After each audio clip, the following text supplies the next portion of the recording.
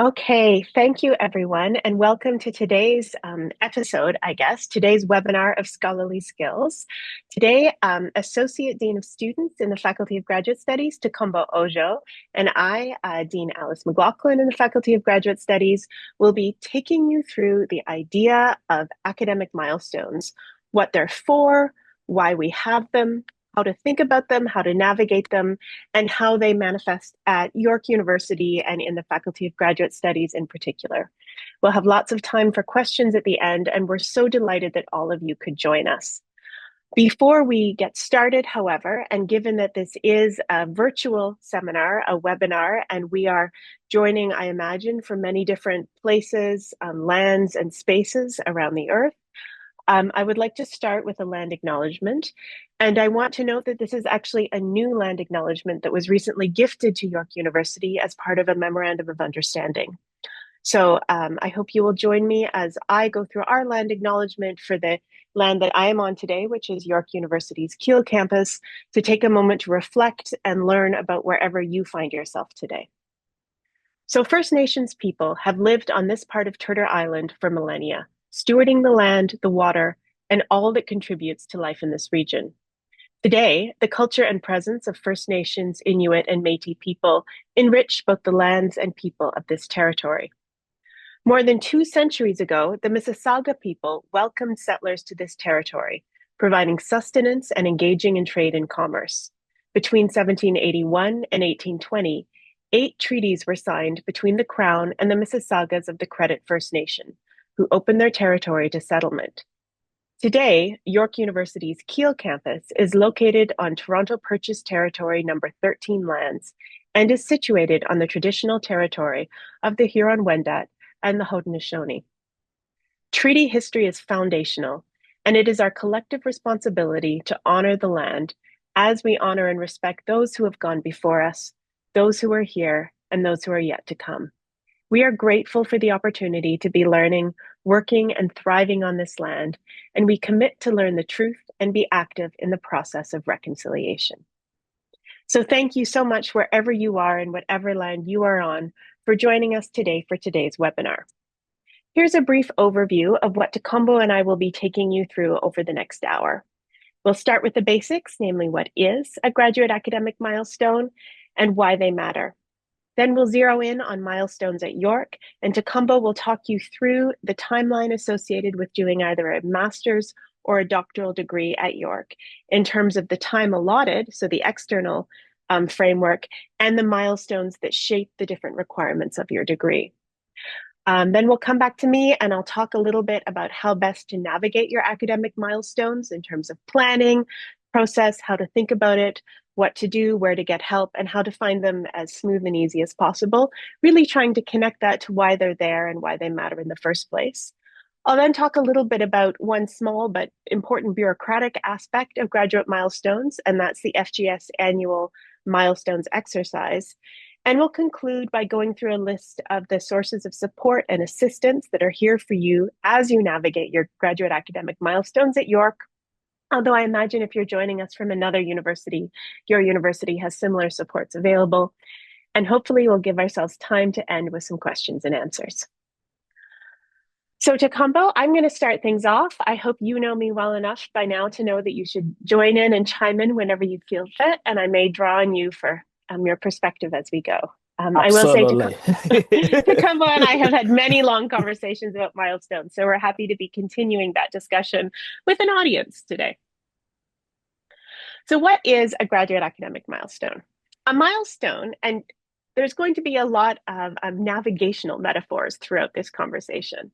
A milestone at its sort of basic level is some sort of key benchmark or learning activity that marks part of your degree requirements. If you think about your degree as a checklist, it's one of the things that has to get checked off. If you think about it, and I don't think you have to do this, if you think about it as a race you're running, it could be a particular mile marker that tells you you're at mile 1 or mile 12 or mile 13 of whatever marathon you're doing. But it is some sort of internal marker or measure of degree progress in the sense of going from start to end, and also checking off the various things you need to do or accomplish or learn or work through to be able to meet the requirements of your degree. Now, some milestones are set by individual graduate programs. I always like to use my graduate program as an example because we have quite a quirky one. I come from the graduate program in philosophy here at York, and we have a program milestone where students must meet a formal logic requirement. You must demonstrate that you have a certain degree of capability in formal logic. That is not a requirement that most graduate students at York have. So some are set by individual programs, some are set by your university. And for those of you working in fields with a professional accreditation body, some may be set by your accreditation body. So what are some common examples of potential milestones? One really big one, getting all your courses done, completing all the courses you need to do. That's a milestone. Signing on with a supervisor. And in fact, you can start to see just by listing examples of milestones why they're described as key benchmarks or key markers along your journey. So if you're working towards a PhD, milestones are ways of making sure you're lining up what you need in place to do the research and then how to shape and support you as you do the research. So you definitely need a strong foundation in your discipline or field. You get that through your coursework. You need a source of guidance, someone to light the way and show you where to go. That's your supervisor. And then another milestone is forming a supervisory committee. You might need more guidance than just your one supervisor, but an alternate set of voices and perspectives to, if you like, triangulate where you are and where you need to get. Completing your program's comprehensive examinations. These are sometimes called qualifying exams or comps. This is sort of signing off to say, yes, the program has said, I am ready to go forward with my independent research. For some programs, there may be a language requirement or some sort of experiential element, an internship, or some other kind of work integrated learning that you have to do to indicate you have met the appropriate professional or scholarly capacities to do the work of your degree. And then, of course, one of the most important ones, if you're engaging in a research project, is to ensure you know and your committee knows and the program and the university know what the project is, that it uses the appropriate methods, disciplinary analyses, approaches, it understands the literature, and crucially, it follows appropriate research ethics guidelines. And to do that, to say the kind of research you're doing meets the best practices for research in your field, you need to submit and have some sort of thesis or dissertation proposal, a research proposal approved at all levels. And that says, yes, we know what you're undertaking, we sign off on it, you are good to go. Now, crucially, all of these are examples of milestone, and they're all internal markers of academic progress to the degree. They don't affect your overall degree time limit, the amount of time that's allocated to you to come to York or wherever you are to do the degree. It won't make a difference to whether your program is 2 years or 4 years when your milestones happen, but your milestones ensure that you're making appropriate internal progress within that timeline. So it's not all hitting you at the end, or perhaps you have a very, very enthusiastic supervisor and they're not pressuring you to get it done 2 years early or something like that. The milestones show you what an appropriate pace or rhythm or momentum is for getting the kind of work for your degree done in the time that's been given. So that's a list of examples, but what does it look like to move through a degree with milestones? One way to think about it is milestones are ways of carving up what is quite a long, which can be quite a long journey. So you can think of this as sort of shifting through the different elements of your degree. At the beginning of your degree, you're building your foundation, you're doing the coursework. Then you're setting up the team that's going to be working with you to take on this project. Then you're ensuring that the project meets the best standards or best practices of your discipline.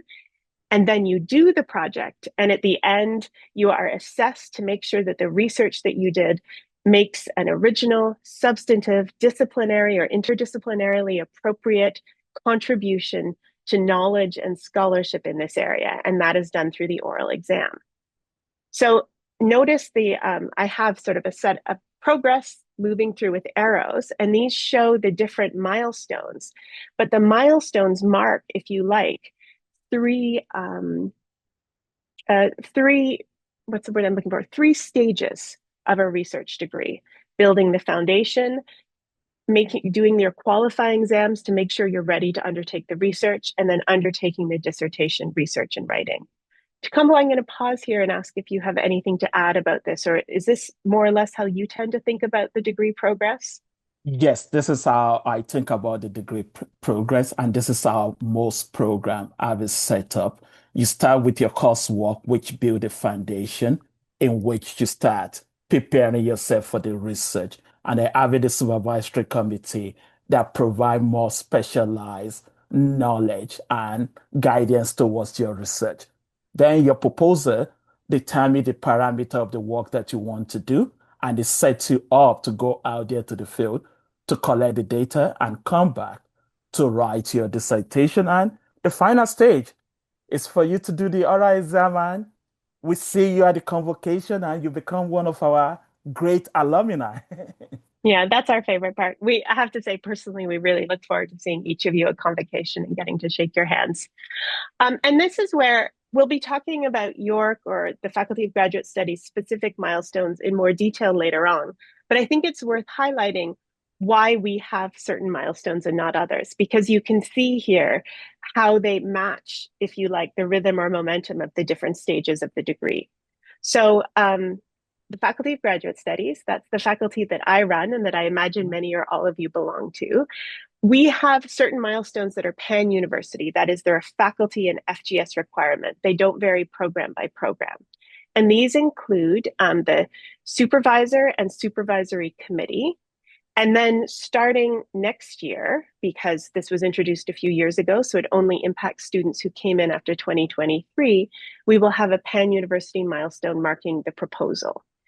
And that is really because, if you like, the supervisor and supervisory committee marks the end of the first stage, the coursework. Once you've done the coursework, you are ready to have a supervisor, a supervisory committee. If you like, the team is in place to support you, you're ready to go. And then the proposal milestone marks the shift from preparing to do the research to doing the research. Once your proposal and your ethics are approved and signed off, you are ready to get out there into the lab, into the field work, into the archive, into the gallery or studio or library or whatever it is you're doing your research, to engage in it, to pull out your results, and then to sit down and write it. And the middle stage, the qualifying stage, is, I would describe, as the most exciting stage. I always think we end up comparing students to caterpillars a lot, so I'm not going to use the metamorphosis metaphor here to talk about you being in a cocoon. But this is where we do turn you from the caterpillar of a student into the butterfly of a researcher. This is where some of the most exciting work happens. And we really leave this to programs, to program autonomy, to figure out how best to make you qualified through qualifying exams or comprehensive exams. But the supervisory committee and then the proposal mark that delightful cocooning stage when you emerge as a butterfly ready to do your research. So Tacumbo, don't worry if that was confusing. Tacumbo's going to go into a lot more detail about how this looks in a minute. But before that, I want to just say a little bit about why milestones matter, why these aren't just, if you like, red tape for us to check up on you, or forms you have to sign, or sort of hoops you have to jump through before you can get to the part that excites you and the reason you came to do a degree in the first place, namely the research. So why do milestones matter? And I can give this answer in a couple of ways, and I have given it in a couple of ways. One is just to say, look, this is a big project you're about to undertake. For most of you, this will be the biggest independent project you have done to date. I know not everybody, and you're welcome to give me your counterexamples in the chat, but an independent research project like a thesis or a dissertation, the kind that you undertake in doing an advanced graduate research degree, is a massive, independent, and largely unstructured, or rather self-structured undertaking. And we invite you to do it. And not only that, we invite you to give up a significant number of years of your life at a time when you could be doing anything, because you're all extraordinarily talented, smart, qualified, and have a lot of potential. We ask you to come here and take on the risk of taking on an independent project in what could be a largely unstructured format, Milestones are our way of helping you make sure you are using the time allotted to the best of your ability so that you finish in the time that's given to you. Graduate programs have a set length. For York Master's students, most programs are 3 terms, 4 terms, 5 terms, or 6 terms, depending on whether you're doing a 1-year or a 2-year master's degree. That will be clear on your program website. You have 12 terms maximum, no matter what, if you are full-time, with which to complete your degree. After that, it's not possible, and any kind of scholarship or funding you might have will run out sooner than that. York PhD programs are largely 4 years or 12 terms. York PhD students have 18 terms maximum to be able to complete them. That is a set amount of time. And most research degrees have this massive, significant independent project that needs to look like, say, a 150-page thesis or some extraordinary new form of research creation, or a set of experiments that have their results tabulated, compiled, analyzed, put together, discussed, and reflected on at the end of it. These projects are large. They are large in scale, they are large in effort, they are large in time commitment, in project management, and in planning. And they are challenging in ways, and I say this as a former PhD student and a supervisor with just about 20 years of experience doing this, that are almost always hard to predict and manage. The things that the hiccups that sort of trip you up, that slow you down and stop you, are very hard to predict in advance. And so milestones become a time-tested, crucial way of building scaffolding, the scaffolding necessary to complete the project, to make sure you have the training, the foundation, the project parameters, the project team, and the best practices in place that make it most likely you will complete the project. Milestones are also a source of accountability. They're a source of accountability for you in making sure you're making progress, but not just for you. They're also a source of accountability for your supervisor. Is your supervisor aware of where you are in the project, aware of where you should be? Are they getting you the feedback you need to do your proposal? Some students discover that they're behind in their proposal, not because they haven't written it, but because they haven't heard from all their committee members. Having a deadline, a milestone, is a way of you saying, look, I need you to get me the feedback by next semester or sooner, because I need to have the milestone done by then. So they become a mutual source of accountability among the web of people who are working with you to make sure you complete: your supervisor, your committee, your GPD, your graduate program, and us in FGS. They also become an important tool for self-assessment, for planning, for reflection. Is my approach working? Is the way I'm working making sense? Is it helping me get progress done? What needs to change? Am I maybe, I mean, this is very rarely the case, but am I just not putting the hours in? Or is the way that I'm working leading to writer's block, frustration, difficulty? Am I having trouble sharing the lab? Do I need to find another schedule? Do I need to change supervisors? They are a way of alerting, guiding, and redirecting you so that students make better progress and better decisions. And so milestones matter because when you have a big project like a dissertation, it's important to chunk it into smaller, more manageable tasks. What I need to do now is figure out my topic. To do that, I need my supervisor and my committee. What I need to do now is to start to think what the project will look like, what methods I'll use, where I'll do the field work, what I'll pull out. That's how I set that up in terms of the proposal and so on. They also create a rhythm of planning and momentum. And that doesn't just mean planning for the parts of it that are in your control, but also the parts of it that are out of your control, including bureaucratic processes, like getting your research ethics in time to have it reviewed by the Office of Research Ethics and the academic bodies that ensure you are following best practices for working with human or non-human participants. It allows you to factor in time to ensure that your supervisor gets feedback back to you and then passes it on to the committee and they get feedback back to you and so on. They are based on a well-researched, sort of well-established time understanding of typical timelines for completion for most students. They are also a source of alignment in the team. So your supervisor and committee understand where you are, where you need to be, and what the timeline is. So this is why milestones matter. They are an external source of structure, accountability, self-assessment, and progress measure that ensure that you and the team working with you are on track to get you to the finish line. Takumbo, anything you want to add here before I turn things over to you? I think you're on mute. Nothing for now, because when we get into navigating, I will add more. That sounds good. All right, I'm going to let you talk a little bit about master's and then doctoral degrees at York. So, as you might have noticed in your offer letter, there is a set line for you to be at York. Most of our master's program are 1 year long or 2 years long program. And because you only have this set period of time to do the master's program, there are also built-in expectation on when things are due. So ideally, if you don't have your supervisor or in place by the time you are coming in, you are expected to have your supervisor and the supervisory committee by semester 2. But at the same time that is expected, from the moment you get in and you've gotten your offer.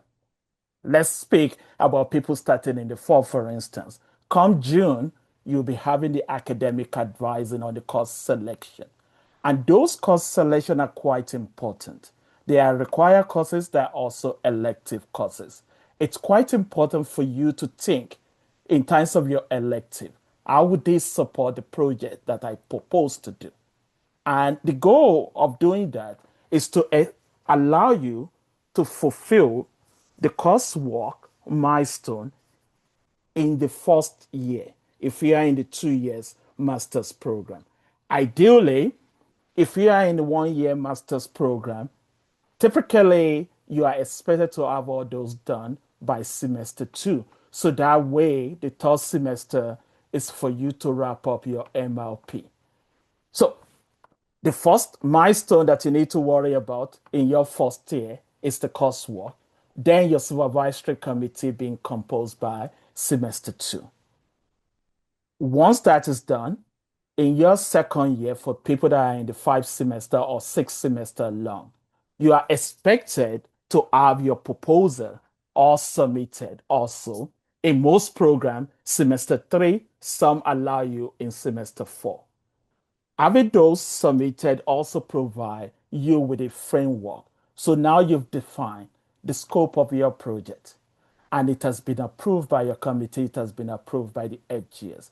That also provide opportunity for you now to moving into the writing stage. And then moving into that writing stage, typically it's that you have 2 semester or 1 semester and half to complete the writing stage. But it's quite important to take into consideration the duration of your program and building all this expectation.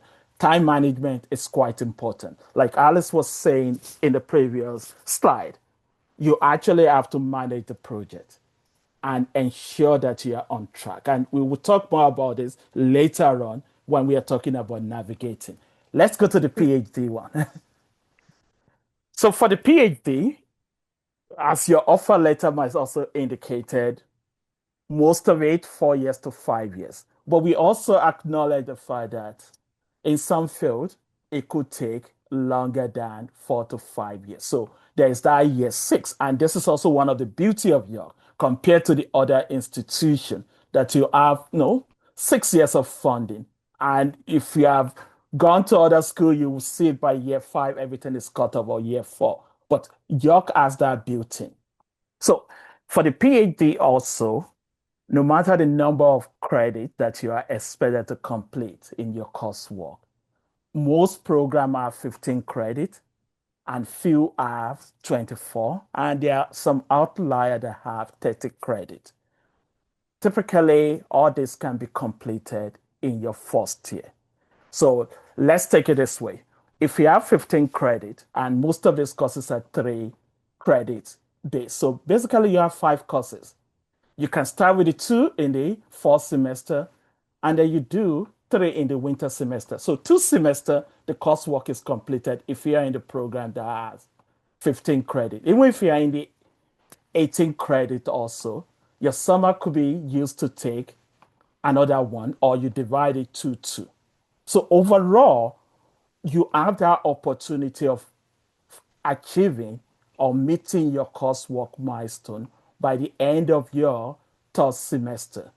In the worst case scenario, if things no doesn't line up, life happen, you should aim to have that done by the fourth semester in the program. That give you the opportunity to start looking into the option of who is going to be your supervisor.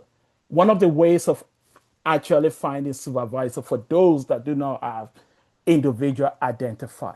Some of the people that you've had in your courses who actually become potential supervisor. That by that semester five, you have a supervisor on file.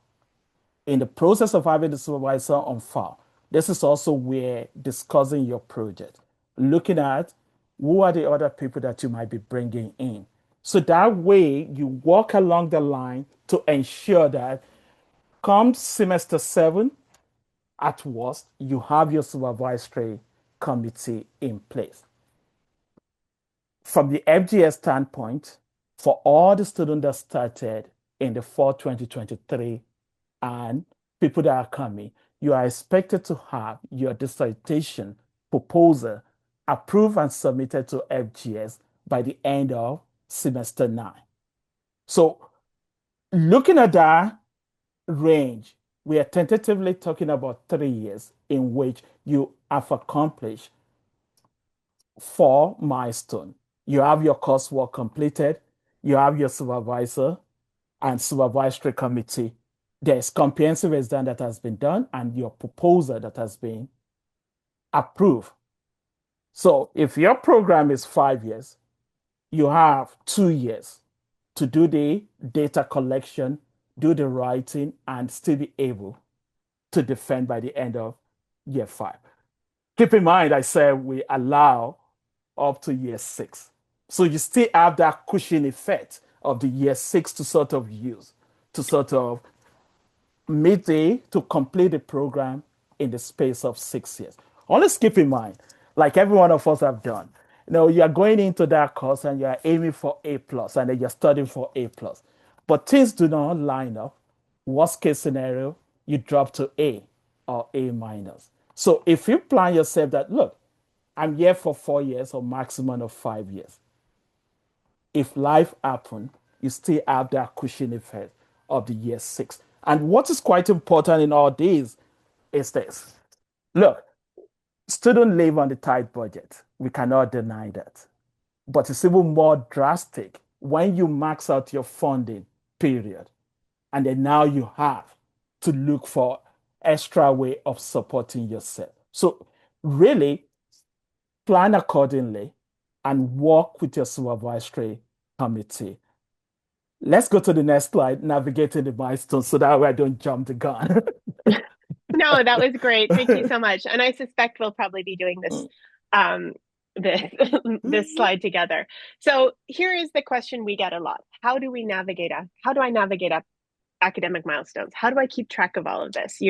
Alice Tacumbo, that last slide was terrifying. I've taken a screenshot, but that's a lot to figure out. What do I do to keep track of it? And so here is our best advice for how to navigate them and how to manage them. And actually, why don't we sort of go back and forth in talking through these? Tacumbo, why don't you take the first one because you've just been talking about it? So one of the first way for you to navigate the academic milestone, from the moment you have the academic advising, you really want to know from the program, what are the expectations from the program? What are certain internal marker that they have in place? Because we are here talking about the FGS milestone. Some program actually expect your proposal to be in semester six. And if you have that, it allows you to also plan accordingly to say, okay, my program expects this, but if I don't miss semester six, I still have room to actually make things ready by term nine. So program expectation is quite important. Another thing that is also quite important is this. When you're also working with your supervisory committee, you've identified that supervisor. Don't be a ghost to that supervisor. Be in their office, ask question, ask for direction.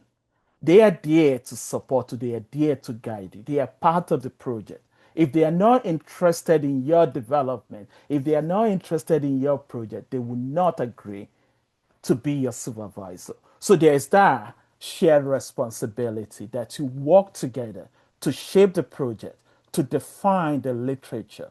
Another way of navigating this, look, your GPD and your graduate program assistant are your number one go-to at the program level. They are also there to hear your concerns, some issues that you might be having. So, say for instance, you're doing your own part, but you have ghosts, and I use the word ghost with quotation here, that the supervisor is not responding to you. You can share your concern with your GPD, and they might be able to guide you on how to navigate such relationship. In most cases, many GPD will informally nudge the supervisor, find out what is going on. And there are also instances in which they arrange alternative supervisory team for you. One thing that I want you to also keep in mind, don't see your coursework as being detached from the whole process of your dissertation writing or your thesis writing. They are important. You are building literature from there. If you have, whether in the master's level or PhD, required research method, aim in that required research method to either work on your dissertation or thesis proposal, or worst case scenario, build a literature review in that context of the course. So see this as one of the ways in which you get into the literature. You could also, and I will let Alice take over from here. One of the things that you could also do, there's a community of support. You know, form the writing group, take the faculty lunch or the student lunch. Afternoon, sit down there, folks writing together. A number of times, it moves things along because you also having support network. You might not know how much that play, but it plays an important role in terms of emotional support because you are not the only one. You get in there in the morning, and I will be honest with you, I still struggle with this. I've planned my day. I want to write 1,000 words. Sadly enough, I spent 12 hours. I only got one sentence written. Nothing is wrong with you intellectually, but sometimes writing takes time. And sometimes you have more questions that you are now going back to the literature. You're spending more time reading. So it's not a wasted time that, oh, you didn't achieve the goal of writing 1,000 words. What you've read that day could become useful to you the next day when you return back to that writing room. Alice.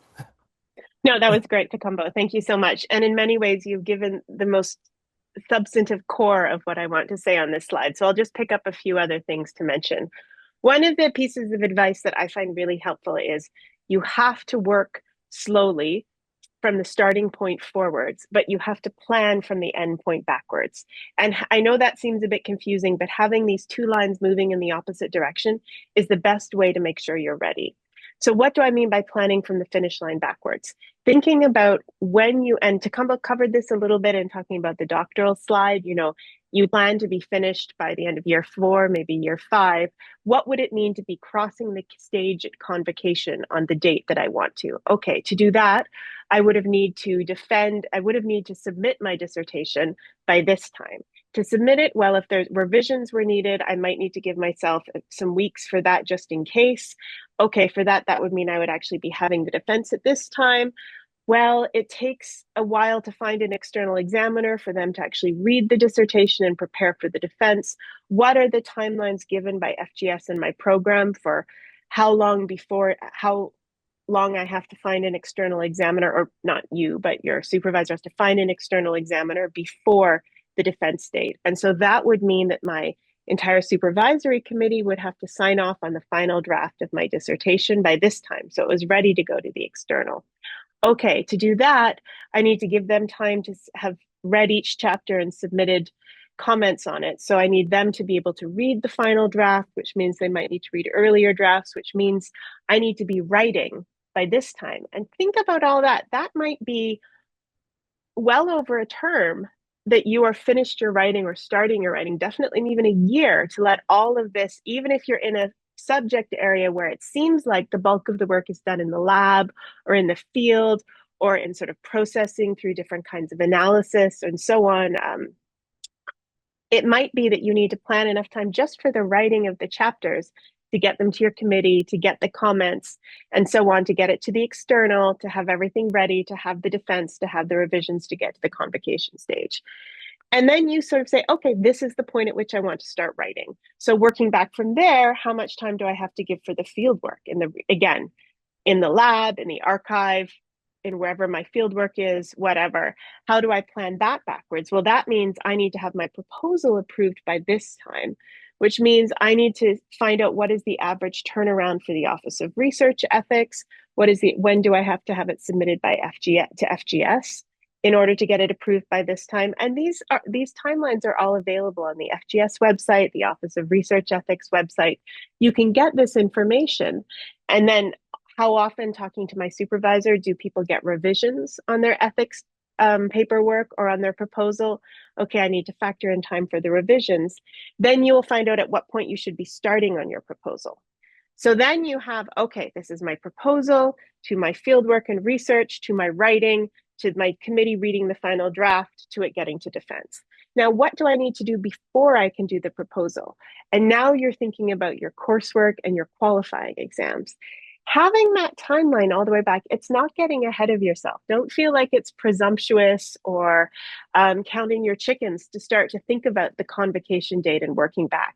That will tell you exactly how much time you have for each stage, because it can be very easy to think, I have 6 years. That's lots of time. I don't even need to worry about anything for the first few years, or I can afford to sort of spend some time doing this, spend some time doing that. You may be able to. Life continues to happen, and you are a student first, but not only a student. But you want to be aware of what's coming up so that you can make informed decisions and informed choices about how you spend your time from the beginning. So don't be afraid to start from the end. Set the date you want to be crossing the convocation stage, whether it's in October or June, and work backwards all the way to figure out what that means for when you need to write, when you need to research, when you need your proposal approved, which is when you need to start it, which is when you need to do your qualifying, your comprehensive exams or area papers, depending on what your field has, which is when you need to have a supervisor in place, a committee in place, and your coursework done, which is what you need to do now. So plan from the finish line backwards, work from the starting point forwards. Once you've outlined all of this, I can't show you because I don't want to risk turning my computer screen, but I have a bulletin board with color-coded Post-it notes on it. That's how I manage these things. You may use an app, a spreadsheet, a piece of paper, I don't know, an interpretive dance. It's up to you. But find the thing that helps you plan and use that. Then show it to someone. Check your progress with your supervisor, your committee, the program director. Make sure that your understanding of where you need to be and what's happening matches theirs. Most programs, most do, have some sort of annual progress report, which is where you get an annual check-in with your supervisor and your GPD saying, yes, you are on track for where someone should be at the end of their second year. Yes, you are on track for where someone should be at the end of their fourth year, and so on. Take these seriously. Use it as a chance to express any worries you have. If you have a sense that things went extraordinarily well and you've made a lot of progress, you can check in on that too for validation, confirmation, adjustment of expectations. But don't wait till the end of the year. Check in whenever you need to and as often as possible. Sometimes supervisors are busy. I still have students I supervise. Being dean means that I'm busy and I don't give them as much time as I would like to, or maybe as much time as they would like me to. One of the things that I've done as a result is set in regular monthly check-ins, whether we like it or not, whether we have something we want to talk about specifically or not, just to touch base and make sure that my understanding of where they are is the same as their understanding of where they are and that we're on the same page. And then anything else on top of that comes on top of that, but that's the baseline. So remember to ask questions and please remember to ask for help. Problems only grow when they're not addressed. And any problem in month one is much smaller than it will be in month 12 or month 6. So ask early. You also might want to think about what skills are necessary to navigate academic milestones.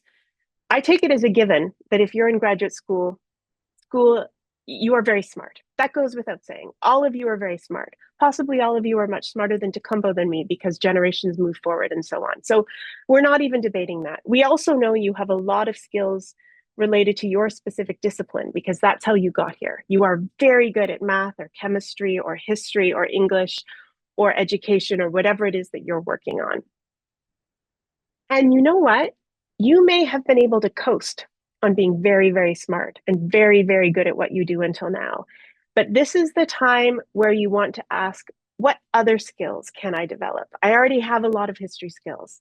I already have a lot of general intelligence skills. Now is the time to make sure that you have the key skills necessary, not just to do um, uh, mechanical engineering or biology or theory of law, but also to do major project management.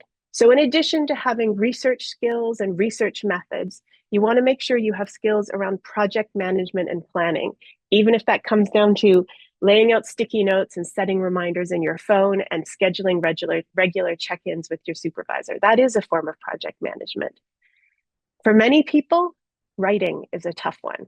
You might be a good writer, but you struggle to get the words out, or you find it very easy to get the words out, but your work needs a lot of revision and you get a lot of feedback from your supervisor that it's not clear, or it could be clearer, or you need to work on your syntax, so on.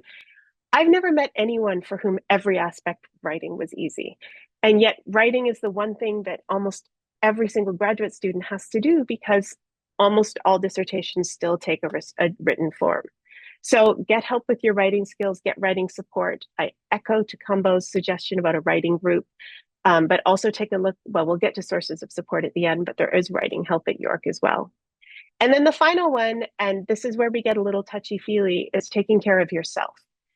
You are the most important ingredient in this project. And if you are not taking care of yourself, that ingredient is wilting in the fridge or dying on the cutting board or being burnt to a crisp.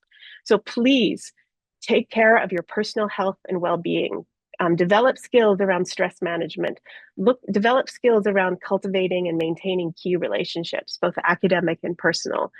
Figure out what you need to do to be okay, whether that's having an exercise routine or scheduling time off or time away, or cultivating at least one side hustle or hobby or passion or activist or something that means you're not always alone in the room with your dissertation all the time. And learn to be self-reflective about how you're doing. Learn to recognize the signs of burnout or frustration or discouragement or despair or depression or anxiety, and put in a support system for that as well as your academic supports, because that's the most important one. No one can do a dissertation wholly alone, not even the smartest person in the world, which you may well be. So make sure you're aware of all the supports available to you. Now we are going to turn to those supports because that's where we want to end, and I do want to leave a couple minutes for questions. But before we do, there's one other aspect of academic milestones I want to address. It's not the main one or the most important one, but it is an aspect that tends to cause a lot of stress and anxiety. So I want us to talk about it here so that all of you understand it. And that is the annual FGS Milestones exercise. So what is the Milestones exercise? You are graduate students. We are the Faculty of Graduate Studies. Put bluntly, you are our job. Your academic progress, success, standards, quality of work and research, the degrees that you hold, that you will hold, are our responsibility to ensure their integrity, their highest possible standards, and to ensure that you have the best possible experience going through them. But we don't do that alone. We work with you, with your supervisors and committees and your programs to ensure that all of this is upheld. The Milestones exercise, which is an annual reporting exercise that our office runs, is one of the tools we use to do this. The purpose of the annual milestone exercise, which happens in the winter term each year, is to do two things. One, to confirm that student records are accurate. So our record of where you are in your degree progress, which will become relevant when it comes to the end of your degree or your exam, matches the record in your program, which matches your supervisor's understanding, which matches what's actually happening for you. Because if there's a mismatch in any one of these areas, something is going to go wrong, and it's going to go wrong at exactly the wrong time, like when you're applying to defend or when we're checking your degree at a convocation. And at that point, it's too late to do a lot about it. So the milestones exercise makes sure that everyone's on the same page all the time by checking in annually. It also is designed to make sure that you are meeting your milestones, that you're not falling behind.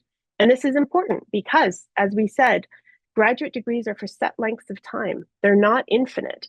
And it is a time that you have put aside and that we have invited you to put aside to work towards the PhD or the master's. And that is the best thing you can get out of that time.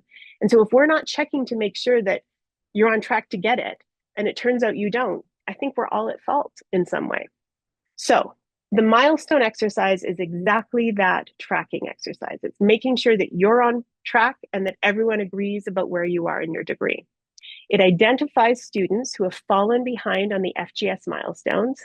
Now, keep in mind, as of next year, there are 3 FGS milestones. Do you have your supervisor? Do you have your supervisory committee? And have you submitted your proposal? These are doctoral milestones. Those are the ones I'm going to be talking about. It's slightly different for masters because those are shorter, so there's fewer, but I'm going to focus on doctoral for now. So we identify those students who have fallen behind, make sure that our record is accurate of those who are making good progress and those who aren't. And then we work with programs to ensure your timely completion of those milestones. So what happens? Each year in the winter term, usually late January, early February, FGS, that's the Faculty of Grad Studies, that's us, our office, sends a list of students to graduate programs to confirm. It says, these students are on track, they're meeting their milestones. These students should meet their milestones in this semester. These students are behind by at least one semester. They should have already met this milestone. They should have already had a supervisor and they don't. They should have already had a proposal and they don't. The graduate programs then check to make sure that matches, to confirm that our list is correct, that we haven't missed anything in our process. And if it is, they then reach out to students who are behind on at least one milestone to say, hey, we've noticed that you are behind, that you are now in term 10 and you needed to have your supervisory committee together by term 8. You are behind in this milestone. How can we support you? What do you need to be able to meet it by the end of this semester? The graduate program will remind you of the timeline for the milestone. Ideally, this isn't the first time they're talking about it because we encourage graduate programs to have annual progress check-ins and to alert students about how to navigate their degree and their milestones. So this will be a continuing and earlier conversation. They will also mention options. They will ask, do you need to talk about it? Has something come up that has prevented you from meeting it? They will mention the possibility of academic accommodations if there is some physical or other disability or impairment that is affecting your progress. They will let you know about the student accommodation services, accessibility services, how you can access them to get help. They will let you know your options if you're an international student. They will remind all students of options for petitioning if you need a leave of absence or to take some time away from your studies. And they will check in with you to develop a plan with you and your supervisor for how you can complete that milestone by the end of the term. Students must then work to meet any overdue milestone by the end of that winter term. Now, crucially, we don't run this exercise every term. We don't do that for a couple of reasons. One, it would be an incredible amount of work for our staff, and they have other important things that they're doing to support you in your degree. But 2, having it be an annual exercise builds in a little bit of a grace period. If you were supposed to get a milestone done in the summer and you didn't, you still have the fall term and you won't hear from us until the winter term. There's always at least a term lag so that you have a chance to catch up because we know sometimes things go wrong. But once a year, we let you know, look, you're behind, you need to finish. The program checks in with you to see what you need to be able to meet that milestone. And then if you can't meet that milestone by the end of the winter term, a block is placed on your registration to prevent you from registering for the summer term, and it's lifted as soon as you meet the milestone. So if you're told in February you need to get a supervisory committee together by the end of the term, that's in April, you then have all of February and March and a tiny bit of April to get that committee together. And once you have the committee together, they've signed off, the approval has gone through our system to FGS, then you can register for the summer term. Please do keep in mind, Timelines may be slightly different for some full-time students who are registered with student accessibility services because some of the academic accommodations may include different timelines. And also these apply to full-time students, not part-time students. So that is the annual FGS milestones exercise. A couple of times I've referenced there will be support and assistance. I know we're running low on time. Tacumbo and I have a lot to say about milestones, but again, the next slide is the most important one. So I want to take just a couple minutes to let Tacumbo tell you about those sources of support and assistance with a fun little typo in the title. Tacumbo, you're on mute. Sorry about that. So, just like any one of you, sometimes imposter syndrome manifests and it's real. And this is why we need the necessary community of support and assistance. As I mentioned previously, your supervisory committee is your first point of contact. They are really there. They know you. They work closely with you. They can provide necessary support and also direct you to other resources available. Your graduate program office also hold different webinar and information session. And likewise, they also send out messages either from FGS or more program specific. So it's quite important to ensure that the newsletter of the department, you pay attention to it. Likewise, pay attention to the handbook. But what is also crucial, FGS, as you've seen in this instance, we host series of webinars that we provide information. And if you are not even hosting webinar, feel free to reach out to me or anybody in FGS. We will direct you to the appropriate resources to guide you, to support you in your journey. More importantly, for students with disability, I strongly encourage that you register with the Student Accessibility Service. They work out accommodation that is provided to your program, to your course director, even to your supervisory committee. It helps in moving certain deadline and also providing a wraparound around you. Don't wait until year 6 before you remember there's SAS. Get in from day one, get the support, let them set things in motion for you. York Library, as I posted in reference to one of the questions there, also have a lot of resources. So you are struggling about your topic. You don't know how many dissertation has been done on that topic. And you're even struggling in terms of who can supervise. You can use the link that I provided here. Look at the dissertation topic. Look at who is supervising. That's another way of finding supervisor.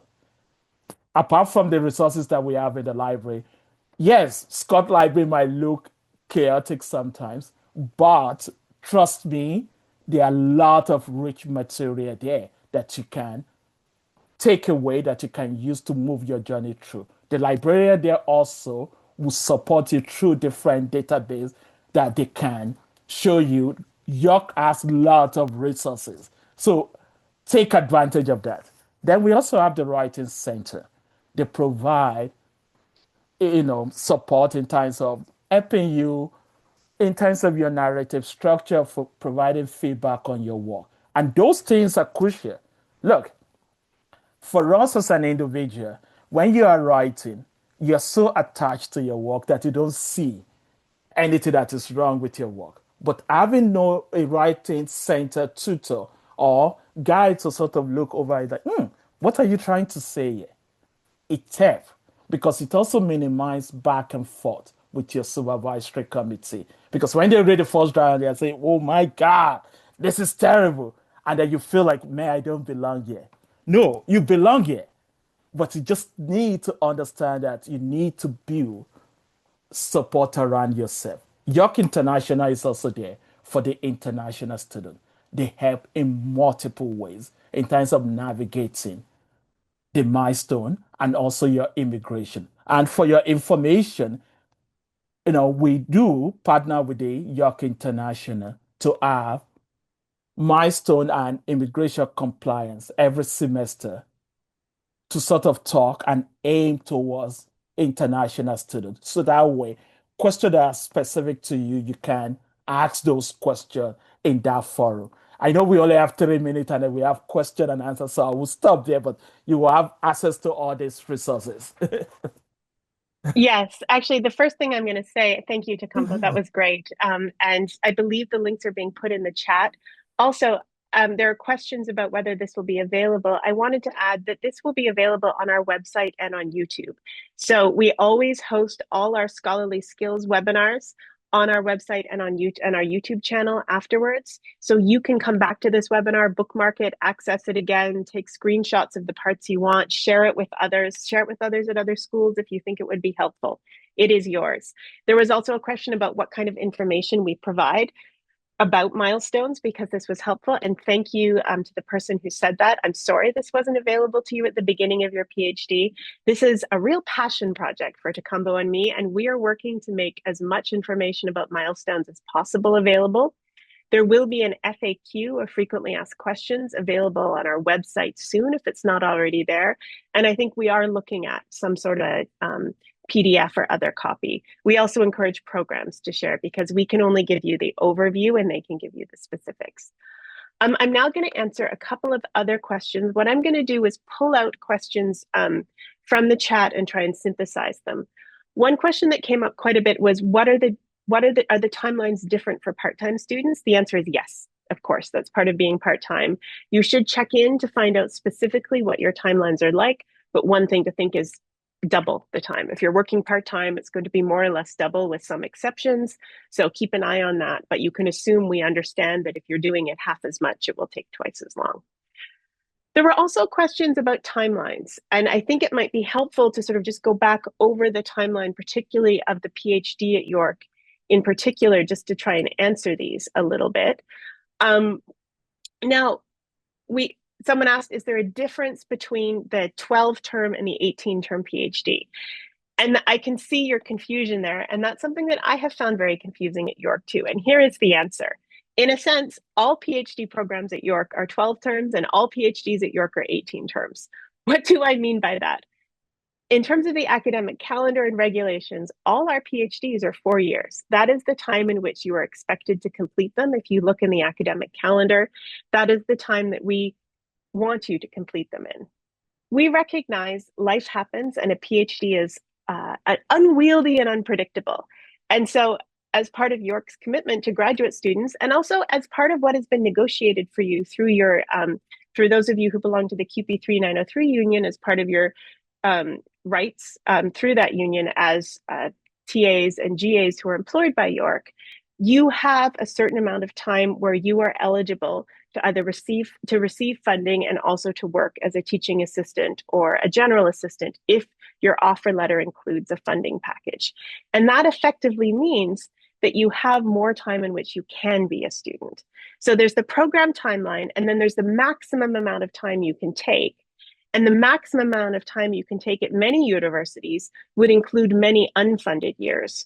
For those of you at York whose generous offer includes a funding package that has both fellowship and offer of employment, those extra time will include some funded terms as well. And so the timeline that Takumbo showed you was demonstrating the maximum amount of time you can have, 18 terms, and how your funding is affected over those 18 terms. While we encourage you to aim for finishing in 12 to 15, you have up to 18.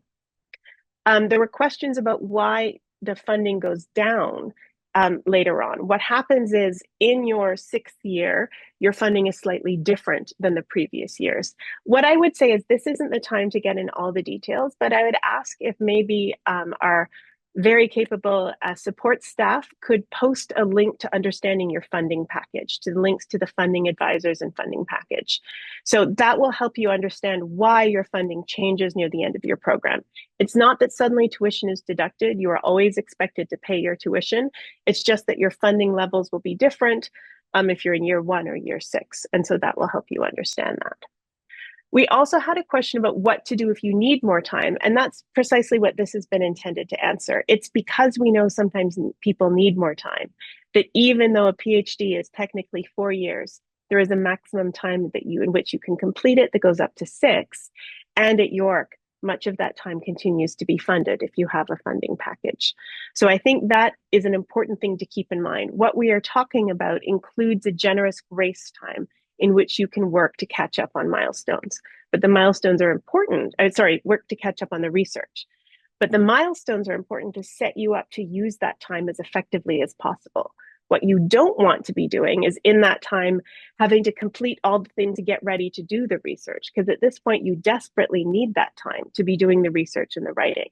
So milestones, the sort of, I'll be honest, more foundational and ultimately easier pieces than the research itself happen early on in the degree, so that when it comes to the big thing, the thing that you've come here to do, the major research project, you have as much time as possible. And if things go wrong, you have grace time built in to do that research analysis and writing.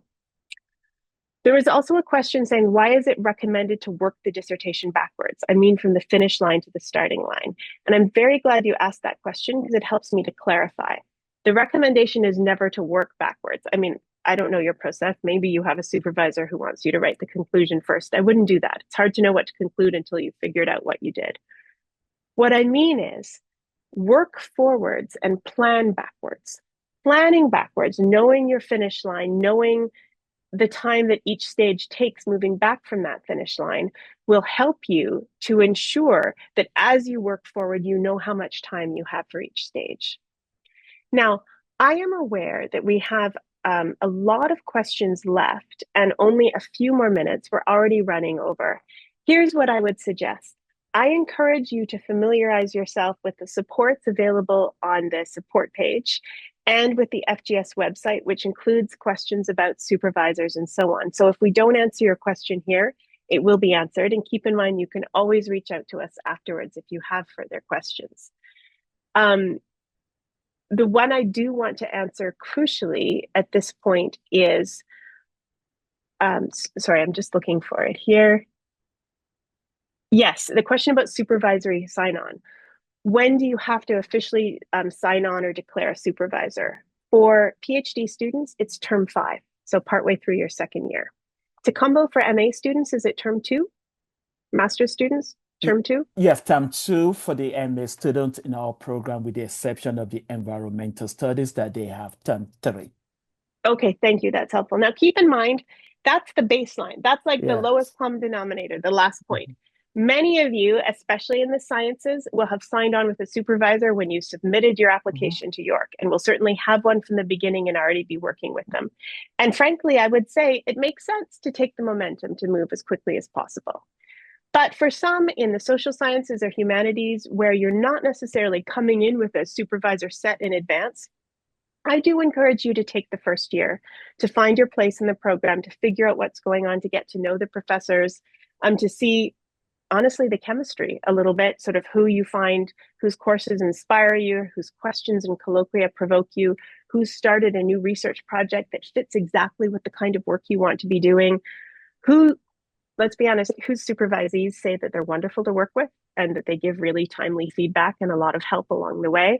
You know, get that internal sense. And then maybe, but I would say by the end of your first year, I encourage you to be talking to someone about being your supervisor, to be asking if they'd be willing to be, they may say, well, I need you to do some work for me first, show me your work. So it may take a little bit of time, but I would say by the end of term 3, be thinking about it, working on it. If you haven't signed someone up, know that this is on your task list near the top.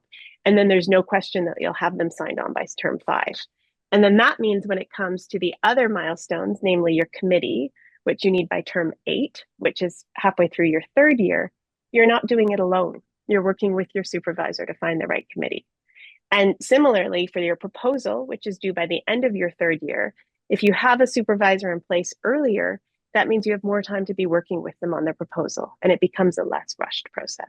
So you can see how the milestones build on each other. You get your guide in place, then you're not alone. They help you find the rest of the team, then you're really not alone. They help you set up the proposal, which gives you the contours of the research project, so you have that security and support of a structure, and then you go forward and do the research.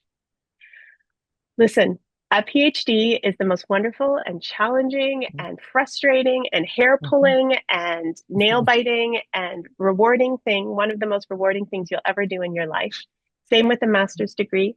Out of the corner of my eye, I can see my master's thesis and my dissertation. I can remember the agony and the ecstasy, and I'm very proud of doing both.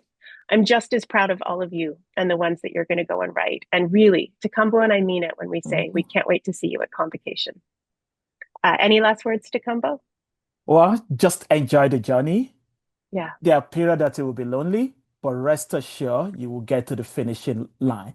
Keep your dream alive and you will accomplish it. So thank you for joining us this afternoon. We really appreciate the massive turnout of all of you here today. Yeah. Thank you so much and best of luck, everyone. Don't forget to have fun.